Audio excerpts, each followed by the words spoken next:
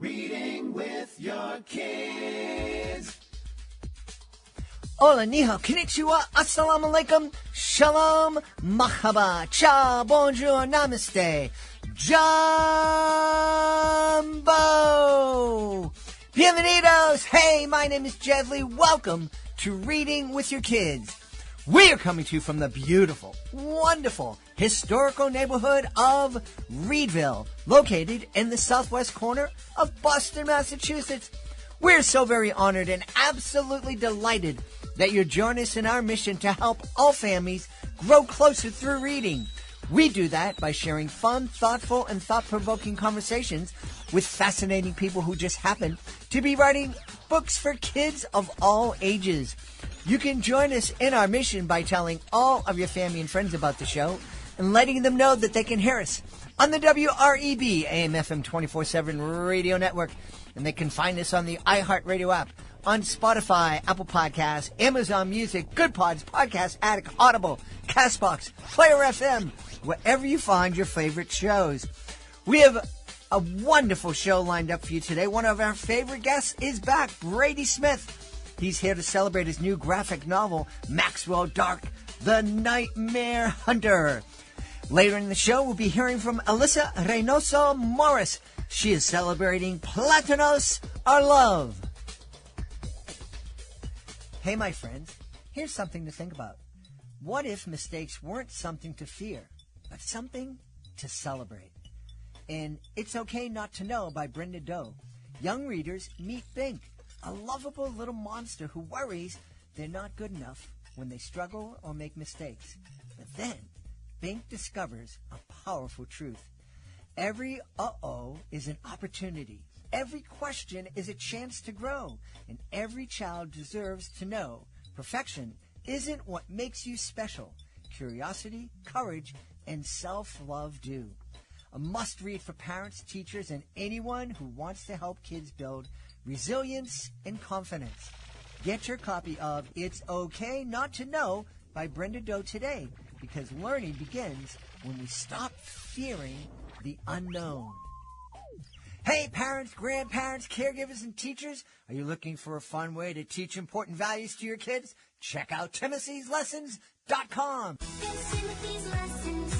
Timothy's Lessons in good values. It's Timothy's Lessons. Timothy's Lessons in good values. Teaching life lessons to his friends. It's Timothy's Lessons. Forward thinking activities. It's Timothy's Lessons. Building confidence and mental strength. It's Timothy's Lessons. Timothy's Lessons in good values. It's Timothy's Lessons. Timothy's Lessons in good values. Wonderful fun sing-along songs.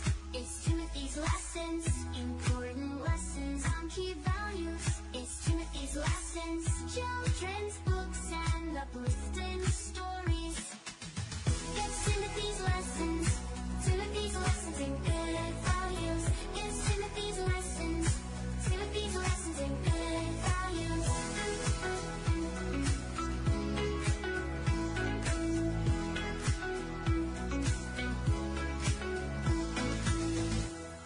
Check it out today, Timothy'sLessons.com.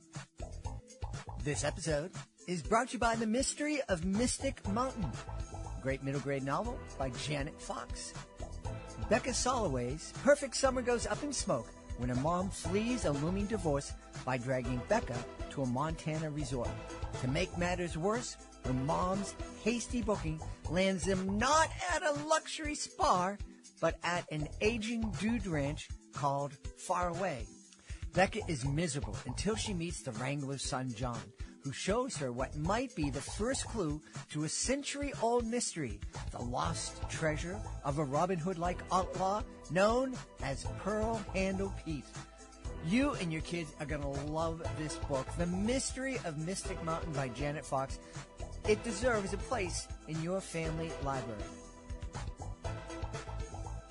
Joining us once again from Los Angeles in California, our guest is here to celebrate his new graphic novel. It's called Maxwell Dark, Nightmare Hunter. Please welcome back to the show, Brady Smith. Hey, Brady, Hello, here hello. it is, showing the new graphic novel. How's it going? It's going really well. It's good to see you again. Thanks for having me. You are welcome. Good to see you. I always have fun chatting with you about the graphic novel, about what you're doing out in the world, and I can't wait for you to tell me about Maxwell Dark. Yeah, I can't wait to tell you about Maxwell Dark. Very, very long story short, my wife and I's son, who was, I believe, 7.5 at the time, he was having horrible, horrible nightmares and night terrors to the point where my wife and I hadn't slept in the same bed because we passed the baton to go, sleep with him for a good 8 months, which is hard. I'm 6'4", sleeping in a little kid's bed. Sleep did not come easy at all. But the beauty is that I came up with this book, with this idea, because as a parent, you can tell kids things all the time, and sometimes it registers, other times it's in one ear and out the other. And I thought about how cool it would be if my son had a friend who could basically just kind of level with them on his level and say, hey, a nightmare is a nightmare. It's not real. It's a dream. You're okay. So then that's how the idea for Maxwell Dark was born.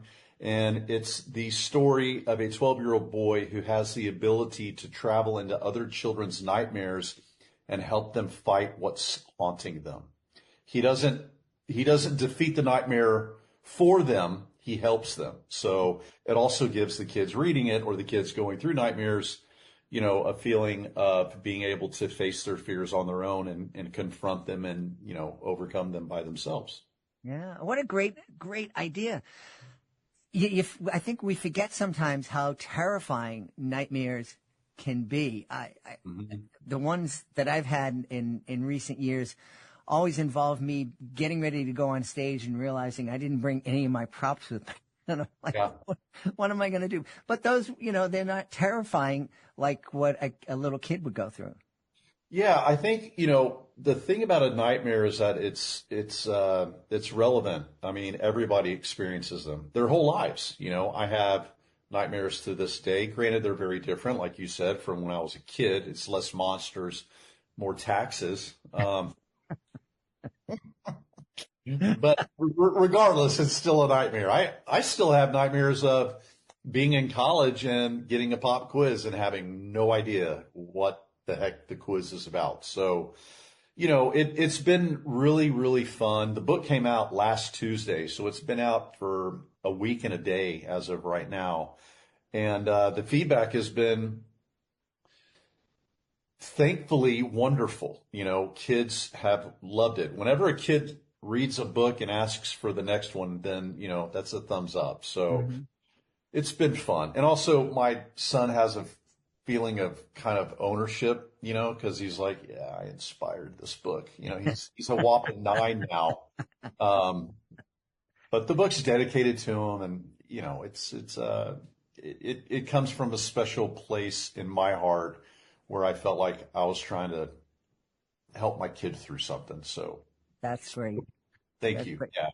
You had me a little bit worried there when you said the reaction's been, and then that pregnant pause. I'm like, oh no.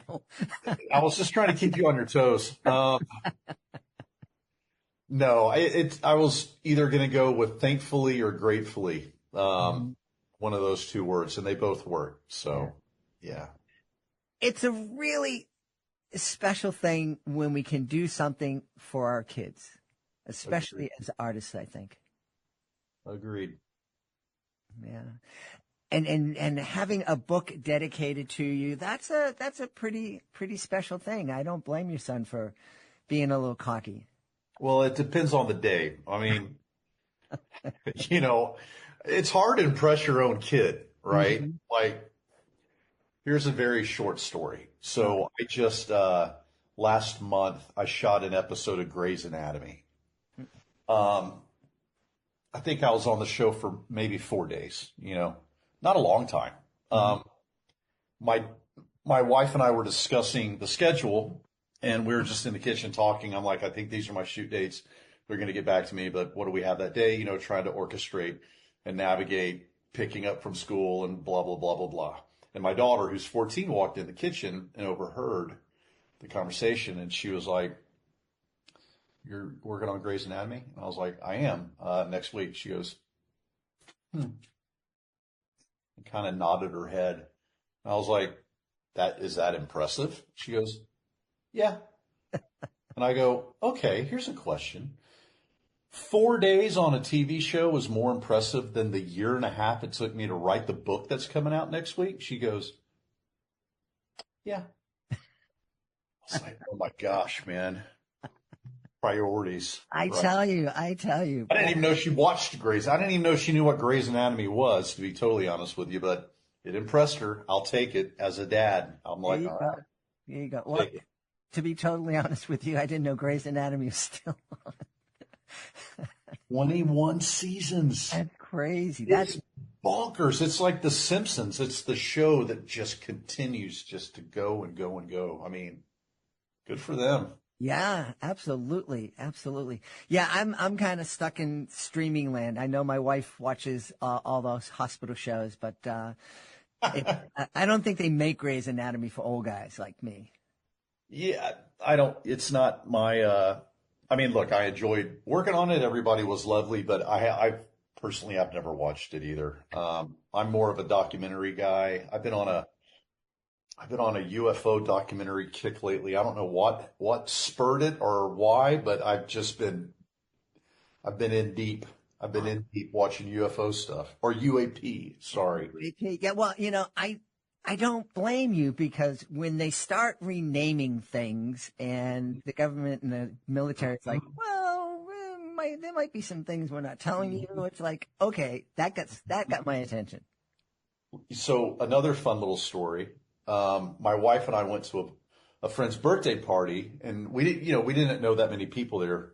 We just went to support our friend and his birthday and all that good stuff. And I was just standing by myself, kind of hanging out, and this other guy walked up to one of those tall, very small tables they have at restaurants and bars. I was just standing there, and he walked up, and I'm like, "Hey, how's it going? Hey, how are you?" Small talk, small talk. What do you do? Well, I do this and that. And then I was like, "What do you do?" And he goes, "I'm a director." I'm like, "Oh, fun. What do you direct?" And he goes, "Primarily documentaries." And I was like, I'm a documentary guy. This is great. What are you working on?" And he goes, "Well, I hesitate to say."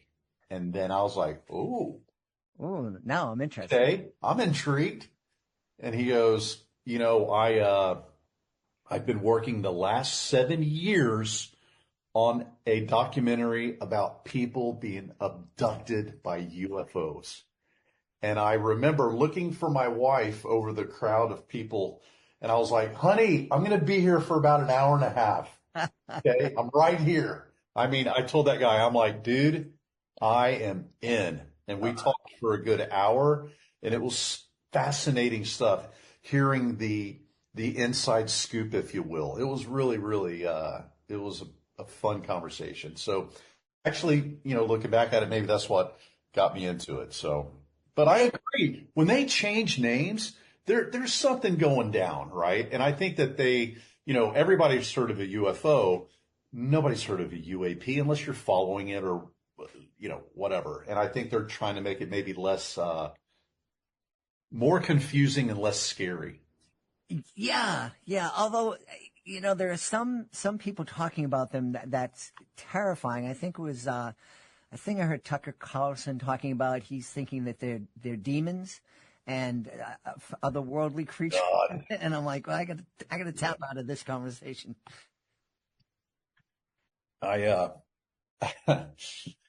Man, I don't know. I don't even want to give that any attention. That's so silly. Yeah. I growing up, there was an overnight talk show host here in Boston. His name was Larry Glick, and he was great. And he would have all those people on who were abducted and had, like their cows were violated and all that. And I would listen to that all night long. Yeah. No, it's fascinating stuff. I mean, I think it's those two big questions in life, right? Like, what happens after you die? Mm-hmm. And is there anybody else out there? Yeah. You know, at least for me, those are the two primary questions that, you know, I kind of ponder, if you will. Not much, but Mm-hmm. days are way too busy to ponder those questions, you know, Absolutely. all day long. Absolutely. You But know, you have this great, opportunities to express your creativity through your novels, through your illustrations, through your acting. Is there any kind of art form that you haven't created in yet that you'd like to try? th- first off, thank you for that compliment. I appreciate that. Secondly, I'm not a musician. I've never written a song. I've never sang a song besides being in the shower singing along with whoever's on, you know, the radio. When my daughter, I should say our daughter, when our daughter was born, I took ukulele lessons. And just to be able to sing her some, you know, songs, I thought it was an adorable gesture. It was, didn't stick, man. It just didn't stick. So I have such admiration for musicians and songwriters. I love them, but I think it's also fascination on my part because I don't know the first thing about it. Mm-hmm. Mm-hmm. So I guess music. Yeah. I can paint and draw and, you know, when hired, say words and act. But, yeah, music, I've never dabbled in it. It's fun. I dabbled high school and college playing drums, and it was a lot of fun.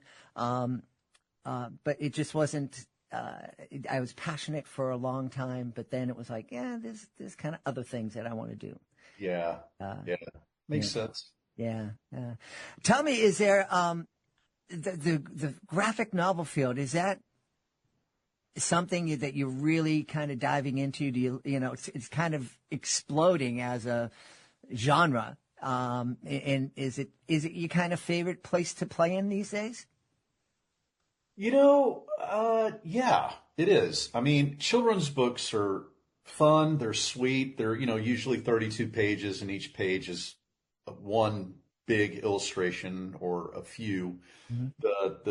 The graphic novels, I mean, I think Maxwell Dark is 204 pages, but there's probably, you know, I mean, each page might have five different Sure. Yeah. panels, or six or seven or eight or nine, and some might have one, but I think, you know, there's probably over 1,500 illustrations in here. So it's a lot to play with and get immersed in. I always joke that, you know, starting something as large as this, right? A graphic novel. I feel like I'm wearing sandals and looking up at Mount Everest, knowing I'm about to climb it. You know, it's just a challenge. It's a challenge. And it's all encompassing for me because I'm one of those people where if I make my mind up to do something, I'm like a horse with blinders. I am all in. So I enjoy doing it. It's, you know, a story that came from my brain. The words are mine. The pictures are mine. Drawing is mine. You know, acting, going back to acting is a lot of fun between the words action and cut. But all the other stuff, it's just a lot of sit around and wait. Mm-hmm. And ultimately, when I'm acting, I'm saying somebody else's words, not mine. So this is kind of like my story. And that's fun, you know, creating the characters, finding the personality of the characters, how the characters think, all that stuff. I mean, it's, and then, you know, it's basically writing a book and then going back to page one after it's written and then, drawing that book. It's a lot of work, man. I'm actually in the process right now. Like I was sitting down and drawing the sequel to this, Maxwell Dark Book 2. And I literally got up to come and talk to you. So it's, you know, it is my world right now for sure. Yeah. Well, you know, when you have someone come up to you and say, "Hey, I want book 2," you got to get right to work. Yeah, and book two's been I've been working on book two for a year now. So yeah, it's Yeah. finally at a stage where it's being drawn, Mhm. so it's kind of like I'm on the final stretch, but it's fun. I enjoy doing it. I think also having young kids and being a parent, like I have the luxury of I'm home. I can Mhm. take them to school. I can come back. I can walk the dog. I can work, and then I can go pick them up from school. And that's something that I just absolutely love. They're young once, and I want to spend as much time with them as possible. Amen. One of the beauties of making a living doing educational magic shows was I was in charge for the most part of my day, my calendar. I could Yeah. take jobs and say nay, depending on what I wanted to do with my kids, and able to go to all the games and the recitals and the meetings and all that kind of stuff. So Yep.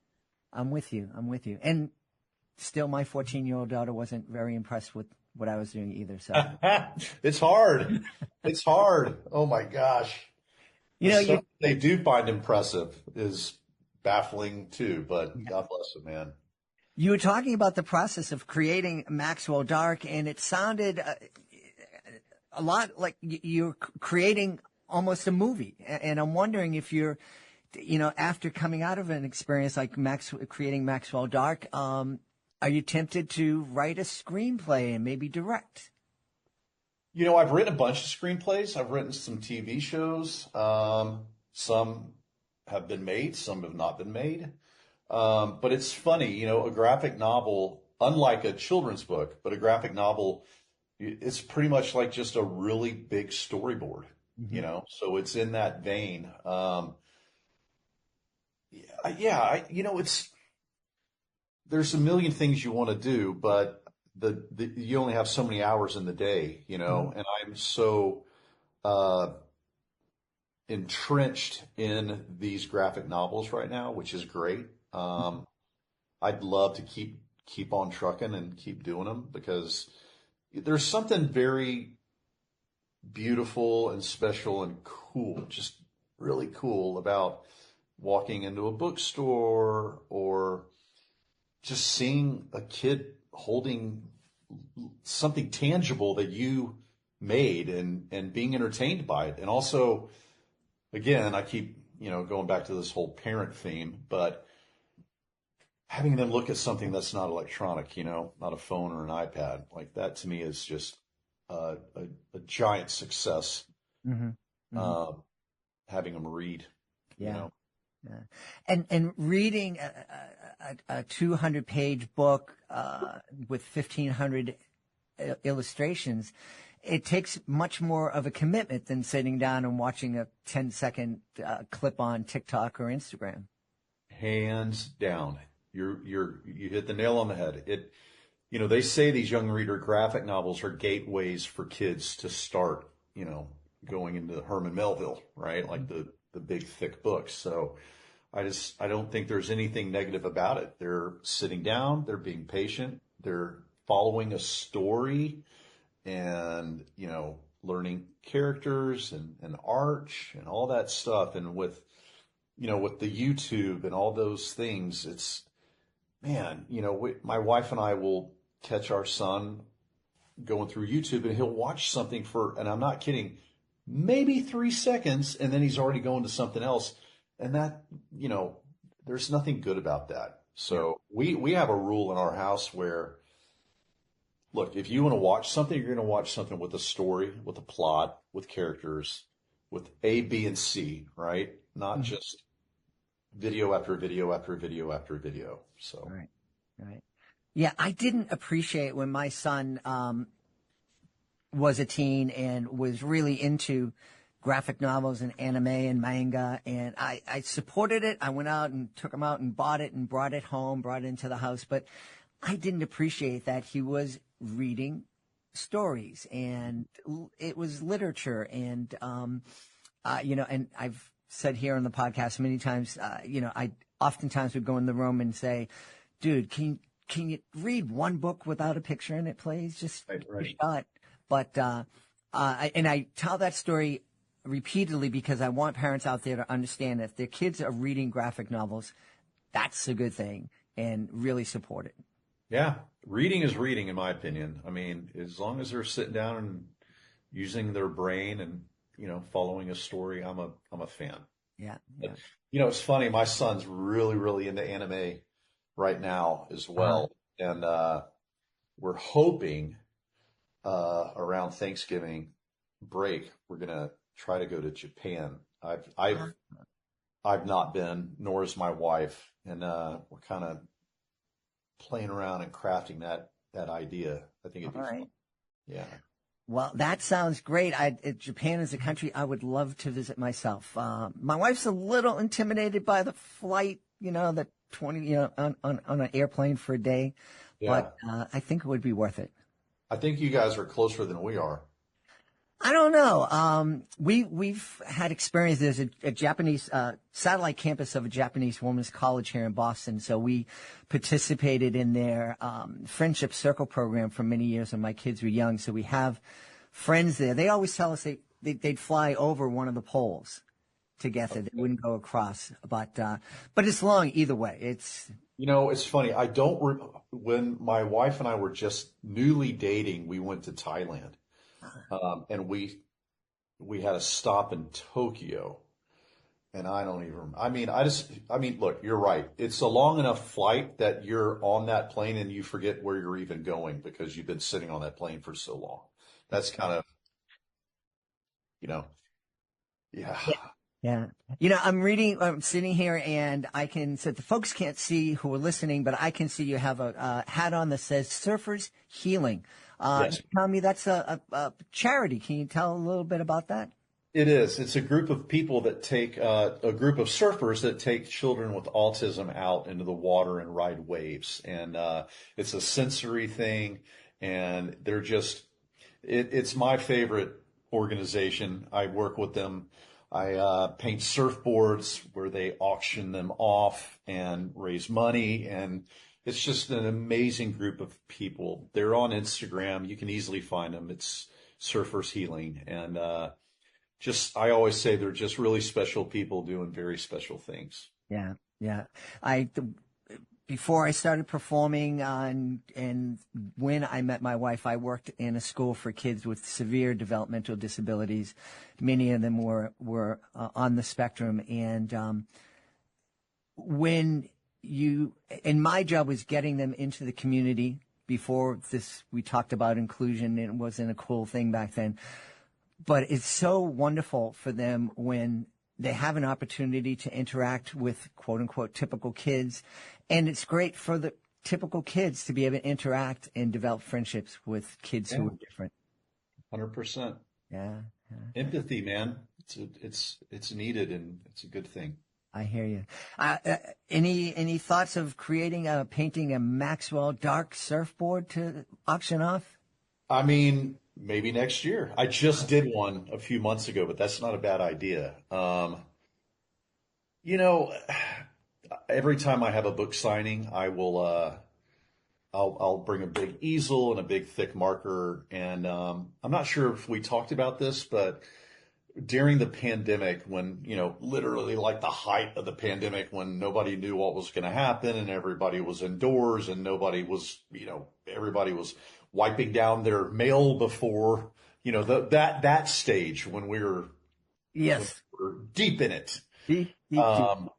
I had the idea of doing a drawing show on Instagram, and I had 30 seconds to draw something, and kids from all over will DM me what to draw, and I'll just randomly select. And, if it's a narwhal with a slice of pizza on its horn, I have to draw it in 30 seconds. And it turned into this really accidental, beautiful thing where I think after doing it for about 7 days, I was getting not texts, but DMs through Instagram from Nigeria, Austria, all over the world, which was surprising and again, super cool. Ended up doing a book with it through Penguin called Random Acts of Drawings, which was what the show was called. The reason I'm bringing that up is it made me see how fun and performance-y drawing in front of a group of people is. I'd never really done that before. So whenever I do these book signings along the theme of Maxwell Dark, I will have a kid come up and hold my phone, put the timer on for 30 seconds, and then have the kids like tell me what kind of nightmare monster to create.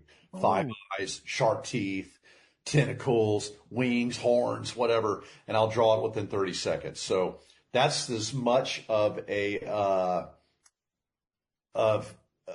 Maxwell Dark drawing experience as I've done, besides just creating a book.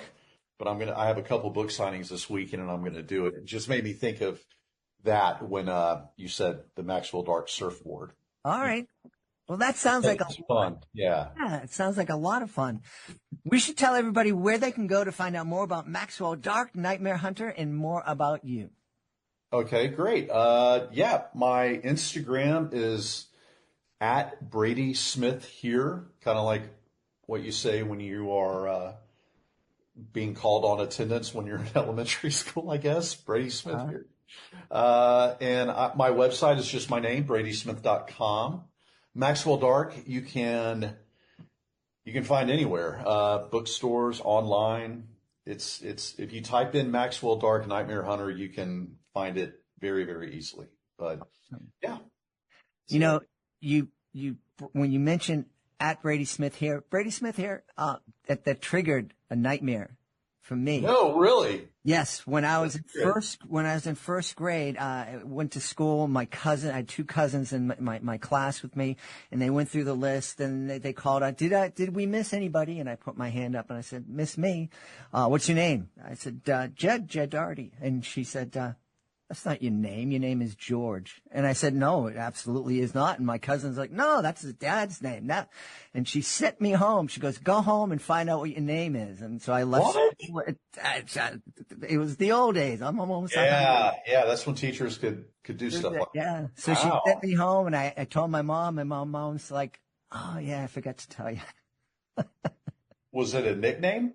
And Jed is a nickname. Yeah. Okay. Yeah. Well, so similar. My given name is Patrick Brady Smith. Okay. In my whole life, I've never been called Patrick. I think it's a Southern thing where you just call the kid by the middle name, and it's a no-brainer, right?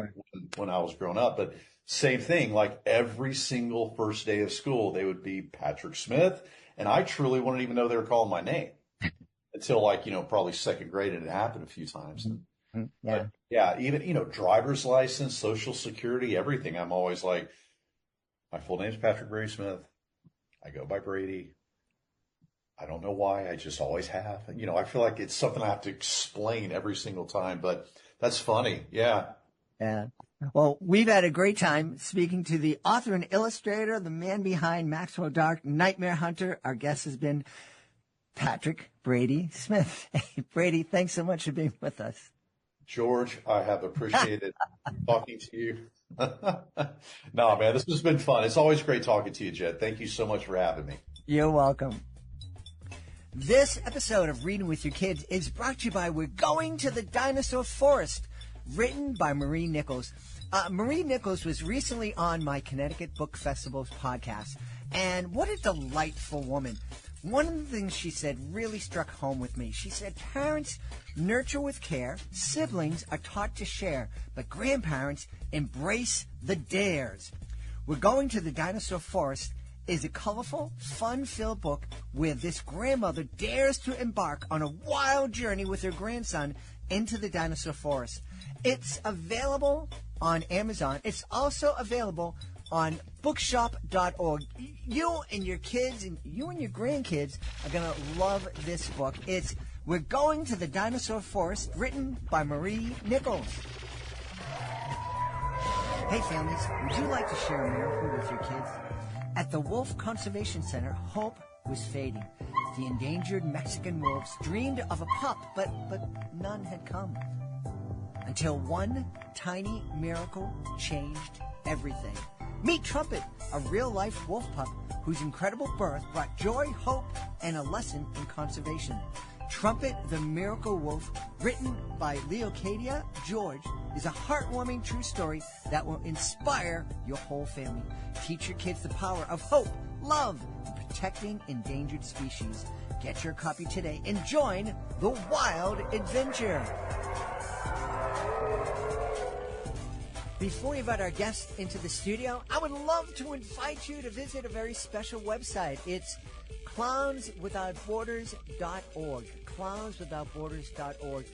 This is a group that I absolutely adore. I am part of Clowns Without Borders, and I had the honor of being part of the 2023 tour of El Salvador. I had so much fun joining with artists from all over the world to bring a smile to people who really needed it and really appreciated it too.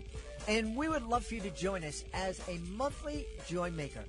The Joy Makers, they're a family of people just like you who love to laugh and make other people feel good. So please take a moment and visit clownswithoutborders.org and consider joining me as a Joy Maker. Join us right now from the beautiful city of brotherly love, Philadelphia. Our guest is here today to celebrate a wonderful new picture book. It's called Platanos Arr Love. Please welcome to the show, Alyssa Reynoso Morris. Alyssa, how are you? Good. Excited to be here. How are you? I'm delighted. We just had some Platanos cooking yesterday. My beautiful wife was making some tostones and to have with her beef steak, and so it was a good night. Now you're making me hungry. I wish I got an invite. I tell you, when I married my beautiful wife, I was open to this palette of dishes from Puerto Rico and other parts of the Caribbean, and then from there really got into food from Central America and from Mexico, and I don't love it all, but boy, there are some good. It's just wonderful. That's amazing. Yeah, I'm Dominican and Puerto Rican, so your wife can come over anytime and vice versa. We can cook up a storm together. There you go. And I was just down in the Dominican Republic a few months back and had a wonderful time. And I think I had the how you say it now? In Puerto Rico we say it sopa de pollo, sancocho. Sancocho. Yep. Every meal it was sancocho, and I think a couple of times at midnight people were going down for some sancocho. It's just delicious.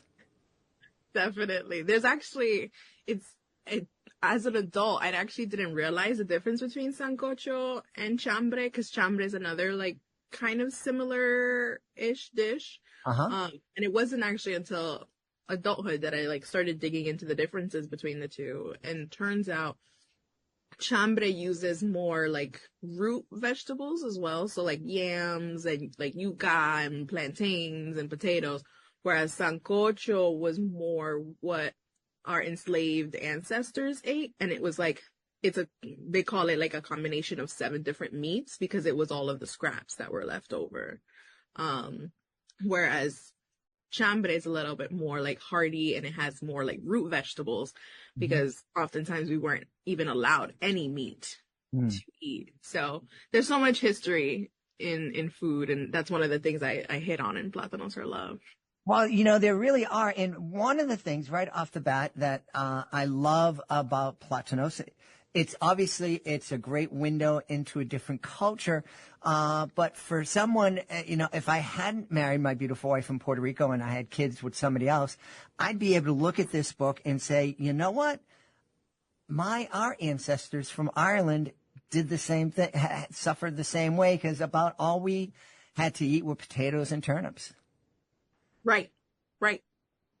There's that universal component of food, like it definitely is what can bring us together in a lot of ways.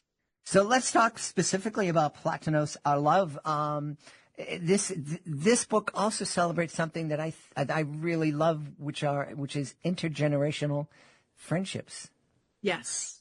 Yes, intergenerational storytelling, intergenerational family.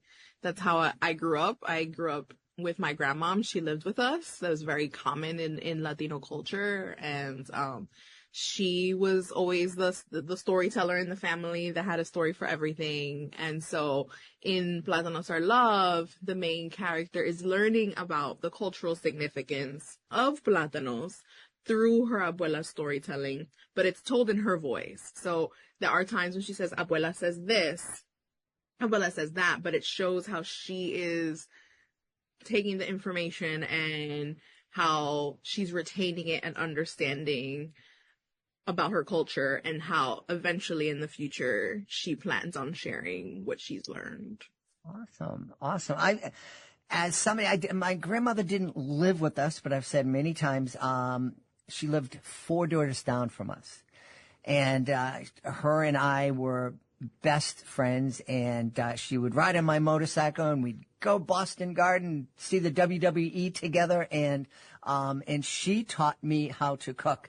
They're just, I feel bad for kids that don't have the opportunity to, have a deep relationship with an older person. Same. I would 100% agree. Just like you, my grandmom was my best friend. Yeah. And, she taught me how to cook. She was the one who really taught me the power of storytelling. She's the reason why I wanted to become an author to begin with, because she was a storyteller in the family. And I thought to myself, man, if I can write some of these amazing stories down, then maybe we can share them with the world, right? Because most of the storytelling she partook in was oral storytelling, which was one of the themes in Platanos Arr Love. And so I thought, maybe I can write these down. And then later on, I learned, like, the person who writes stories down, they're called an author. And so when I was about 7, I was like, I don't know how, I don't know when, but one day, that's what I'm going to do. I'm going to become an author and write these down. Yeah, that's, I love that. One of the things I love about picture books, and I'm like you, I'm a storyteller. I made a living doing school visits for 35 years, and it's wonderful. But it ain't something everybody can do. Getting up in front of 500-600 kids, a couple thousand, and then telling a story and being able to react on the spot, interact with people. That is a skill, and it's something not for everyone. But with a picture book can help everybody be a storyteller. And telling a story to 2 kids or 1 kid is just as much fun as telling it to 1,000 kids. It's in some ways it's even better, because you're having that bond, that intimacy is really a special thing. Definitely. Yeah, I wholeheartedly agree. The looks on their faces when, you're reading to them, and especially if you're doing it in like an engaging way, and as they're looking at the pictures and it brings the story to life, it's the best experience ever. It's probably my favorite part of being an author. The writing part is obviously amazing, and I love working with my editor. I love working with my critique groups, and when we share our works with each other and seeing the book evolve and improve over revisions. But hands down, my favorite part of being an author is visiting schools and talking with the kids and listening to their favorite foods, right? And learning more about their culture and encouraging them to share their stories. Yeah. And it's such a human thing. We had an author on who, a few years back, who came from a Chinese and Italian background, and he wrote a book called Fried Rice and Marinara. And he asked me if I'd ever tried them together, and I said, absolutely not. I haven't either, but I think I do think it has happened here in this house, because when we have an event, holidays, this was holiday central in my family, my extended family. So people would come over here. My specialty was cooking meatballs in a nice marinara sauce. And some people who weren't cooking would bring rice. So I know there was people who experienced meatballs and arroz con pollo, on a Rocco and Gandules. And I think somebody didn't have time to cook, so they brought some fried rice sometimes. So maybe that happened here. I don't. I mean, anything is possible. I feel like Yeah. I will never say no to something. I will always try everything every 7 years because I learned your taste buds change every 7 years. So I'm definitely like, I don't thumb my nose up to anything. I'm just like, yeah, sure, I'll try it, you know? And if I don't like it, then I remember to try it again in 7 years. I didn't realize our taste buds, but I do know that since I married my wife, I really enjoy putting hot sauce on a lot of things. And that's not necessarily a Puerto Rican thing. But I just, that Cholula, I just get her out and invite her to have dinner with me all the time. A good friend of mine actually says, if you're not sweating, you're not eating. So I get it. Like, we used to just douse our food in, I mean, it depends on, there's certain things that it's like, no, this is the way my grandma made it and I don't mess with the recipe. But I love me some hot sauce too. And I had a fellow friend who was a fellow hot sauce lover, and we would just like share different hot sauces with each other. And it was like a hot sauce swap, and we would sweat together while we ate. And it was always a good time. You've also recently written the book, but The Bronx is My Home. Can you tell us a little bit about that? Yes. So The Bronx is My Home. I wrote it because growing up, I loved living in the Bronx. And then it wasn't until I got older that I heard the like more negative narrative about the Bronx, how it's dangerous. It's this, it's that. I'm like, what are you guys talking about? Like the Bronx was great. Like the people are great and friendly and the food is delicious and there's always something to do. Music is blaring, and it was a positive experience for me growing up. And so the intention of writing the book was in a way to like immortalize my own childhood and the parts that I loved about growing up in the Bronx, but also to change the narrative, right? Mm-hmm. Because folks that talked about the Bronx often had a negative connotation into it. And so I was just like, no, that's not it. That's not it. And also the third outcome of it is when I do school visits in the Bronx, kids get so excited to see the Bronx Zoo and Grand Concourse and Pelham Bay Park and all of the places that are in their backyard in a book. And for many of them, it's the first time they've ever seen the Bronx in a book. Mm-hmm. So it's super exciting to be able to put the Bronx on the map in that way, and share what makes it special. Tell me, we were talking earlier about how a picture book can turn a shy kind of quiet person into a storyteller. Is that something that's present in your thoughts as you're writing your books? Are you thinking, oh man, a parent's going to have a blast reading this spread?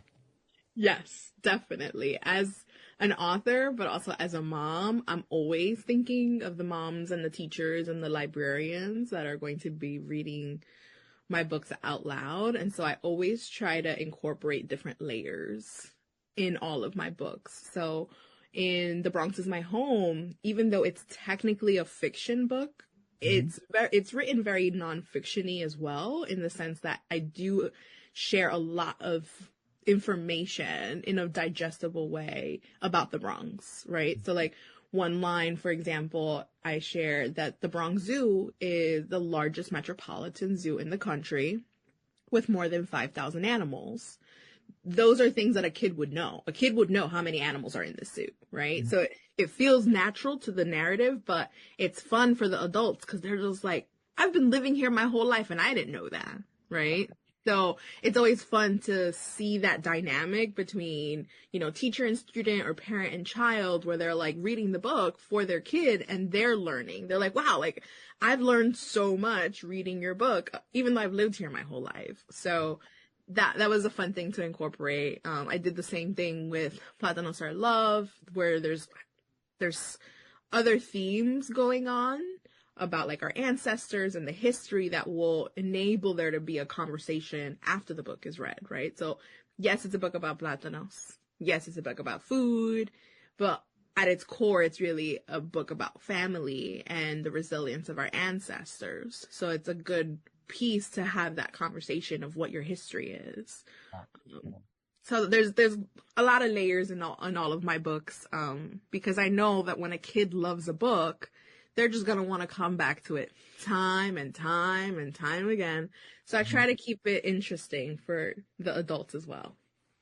You know, one of the things about your books, as you're talking about them, is not only can it spur conversations about Platanos and give a look into a different culture, but I think both Platanos Arr Love and The Bronx Is My Home could really inspire a family to turn around and say, well, let's start to think about our lives and what food is love in our family. What's our home all about, and celebrate the things that are around them. Yes, absolutely. And one thing that I share on my website is I have a teachers/parent guide. And in my guides, those are things that I share. Like I share worksheets that parents or teachers can do, and those are questions that I ask. Like, what is your favorite place? What makes your home special? What is your favorite food? Why is it your favorite food? And I encourage them to write their own versions of the books. Awesome. What's your favorite way to eat Platanos? So it really depends on how I'm feeling. I don't have a favorite way. If I want like a more crispy, crunchy, cuisine, I'll go for tostones.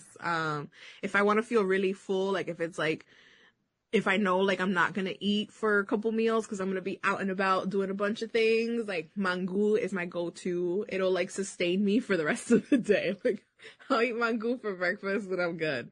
I also, if I'm going for like a sweet and salty combo, which I'm a huge fan of, I love pastelón. It's like, for those who don't know, pastelón is kind of like lasagna, but instead of using pasta noodles, you use the plátano noodles, and you turn them into like slits, Yep. And it's like so delicious for like my sweet and salty lovers, because the sauce with the meat, adds the savory, and then the plátanos add that like subtle sweet layer. So good. And then if I want, like a quick like snack, tostones also comes in handy, because it's like you could eat tostones on the go, right? Like you could just I love it. I love it when the platanos get extra ripe and we can make the maduros in the morning. maduros. Yes. I had that when I was Cub Scout.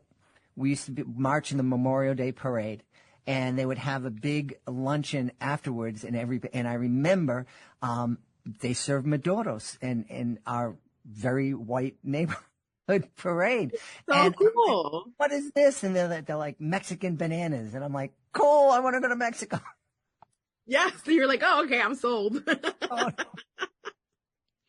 Yeah. But oh boy, it's I know you have a lot of other books, and I think we could probably talk a whole lot about story time and about storytelling. Could you come back on the show in a few months? I would love to. Yes. I'd love to talk about my upcoming book, Bold, Brilliant, and Latine, which is nonfiction but fun, and my book, Gloriana Presente. There's a lot going on in that one in terms of storytelling and finding your voice and being brave. So anytime you're willing to have me, I'm here. All right. That's we're going to do that. In the meantime, tell everybody where they can go to find out more about Platanos Arr Love, The Bronx Is My Home, and find out more about Alyssa Reynoso Morris. Yes, the best way to contact me is through my website, alyssaauthor.com, ALYSSA author.com. You can also find me on Instagram at A Reynoso Morris, but the website is definitely the best way to go. In terms of my books, you can buy them anywhere books are sold, Barnes & Nobles, Amazon, but if you have a local indie in your neighborhood, please support them. Absolutely. We've had a great time speaking to the author, Platanos Arr Love. This has been a delicious conversation. Our guest has been Alyssa Reynoso Morris. Alyssa, thanks so much for being with us. Thank you for having me. I had fun. We hope you've enjoyed this episode of Reading with Your Kids and will join us for the next exciting episode of the show. Great way to make sure you don't miss a moment of the show is to subscribe to the show wherever you find your favorite podcast. We love the iHeartRadio app. We love Spotify, Apple Podcasts, Good Pods. We love every platform that carries Reading with Your Kids. And that means we love them all because wherever you find your favorite shows, you can find Reading with Your Kids. We'd love for you to connect with us on social media, facebook.com/readingwithyourkids, @readingwithyourkids on Instagram, and @JedleyMagic on X. Our YouTube channel, youtube.com/readingwithyourkids. And of course, our website is readingwithyourkids.com. If you are an author, you absolutely want to visit readingwithyourkids.com and click on the author's Click Here button up at the top of the page to find out how you can be a guest and tell thousands of Kidlit fans all over the world about your fantastic children's book. I want to thank the folks who made today's show so wonderful, starting with our guest, Brady Smith. Please be sure to check out Maxwell Dark, Nightmare Hunter, great new graphic novel from Brady. Also want to thank Alyssa Reynoso Morris. Please be sure to check out Platanos Arr Love, and The Bronx is My Home. I want to thank my team, Fatima Khan, Chris Doherty, Rory Grady, Stella Sheree, Megan Bocher. I want to thank my beautiful wife for all the support she gives me. Most of all, we all want to thank you. Thank you so much for taking the time to join us today. And as always, thank you so very much for taking the time to make the world a better place. And you do that every time you read with your kids. I'll be looking for you in the next episode of Reading with Your Kids.